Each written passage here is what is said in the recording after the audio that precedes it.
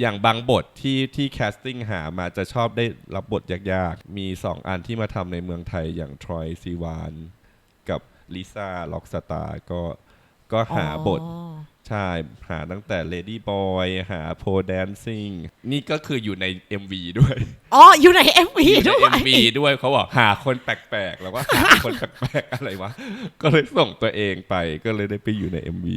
อ๋ออันนี้เต้นหรือว่าอะไรคะผมก็อยู่ในนั้นด้วยก็คือเป็นส่วนหนึ่งก็อาจจะได้เต้นเบาๆแต่ว่าตอนนั้นจะเป็นลุคเซรามิกโอ้เดี๋ยวใช่ต้องแอบกลับไปดูอยู่ตรงบันไดเลื่อนต้องไปดู